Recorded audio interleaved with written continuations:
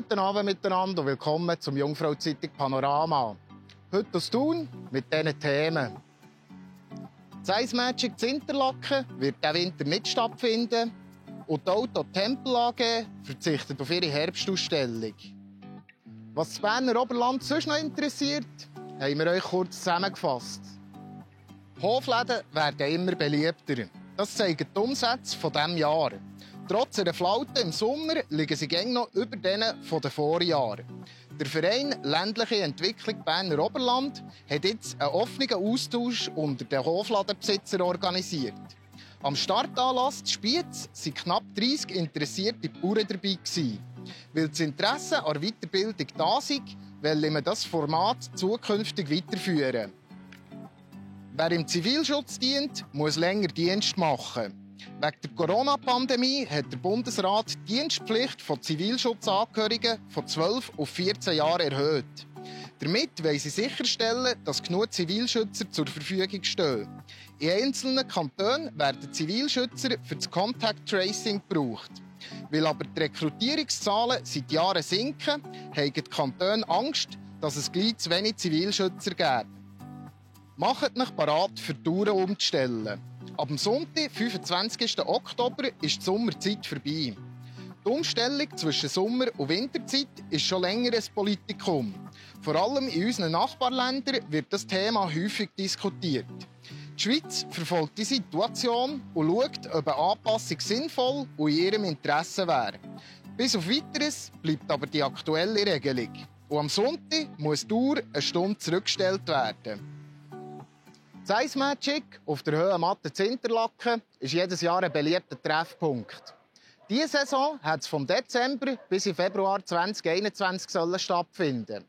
Der Anlass ist aber abgesagt worden.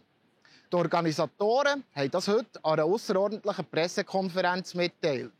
Das Risiko sei wegen der Corona-Pandemie einfach zu gross. Jocelyn Page war vor Ort.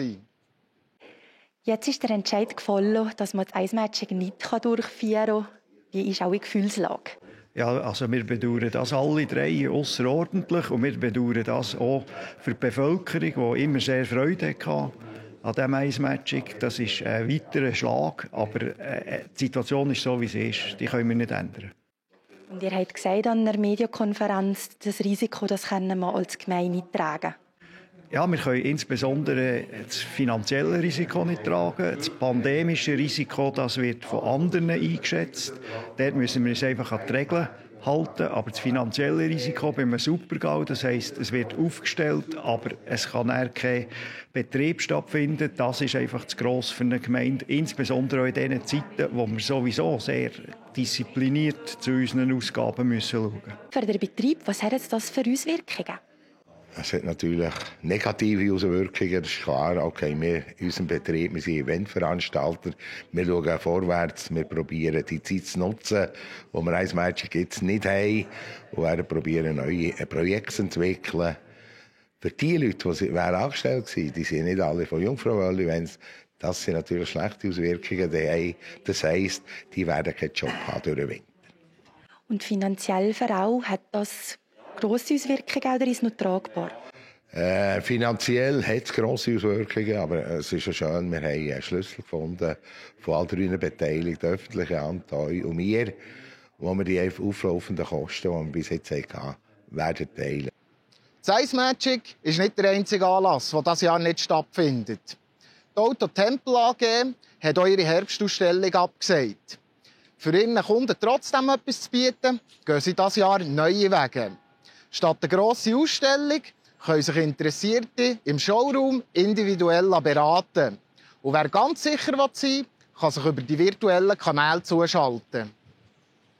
Wir wollen unsere Kunden schützen, so wie sie geschützt werden wollen. Wir machen Probefahrten mit den Masken angelegt und wir haben einen vollen Schutz da für alle Besucher, die zu uns kommen. Also speziell ist, dass wir momentan 2 neue Modelle hier haben, vor allem der Yaris, wo ein Fahrzeug ist, das in der Mittelklasse verkauft wird, in sehr guten grossen Stückzahlen, mit einem neuen, interessanten Hybridsystem. Und auf der anderen Seite haben wir total auf dem Platz bis 80 Autos, die zum Verkauf stehen, wo wir gute Angebote machen können. Und es gibt eine Überraschung, wenn jemand einen Vertrag abschließt innerhalb dieser Woche, wo wir die Hybrid-Test-Days haben.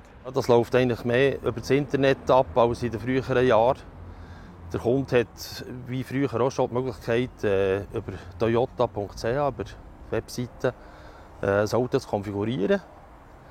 Und anhand von dem Code, den es gibt, nach dieser Konfiguration, können wir nachher eine Offerte erstellen. So sieht man als erstes einmal den Preis des Fahrzeugs. Und dann kann man die verschiedenen Farben miteinander vergleichen und das Auto drehen. Und von innen anschauen, wie es aussieht. Also es ist ein virtueller Showroom eigentlich.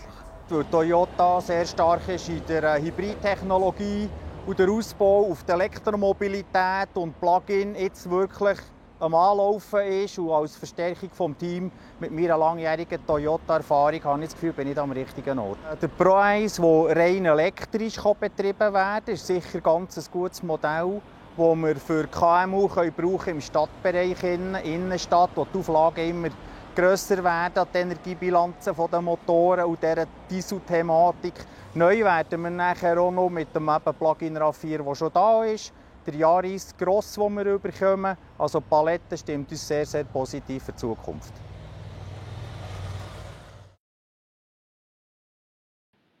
Not macht eben erfinderisch.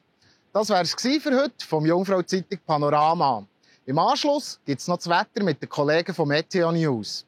Mehr Hintergründe zu diesen und anderen Themen findet ihr auf jungfrauzeitung.ch oder in der elektronischen Ausgabe der Jungfrau-Zeitung.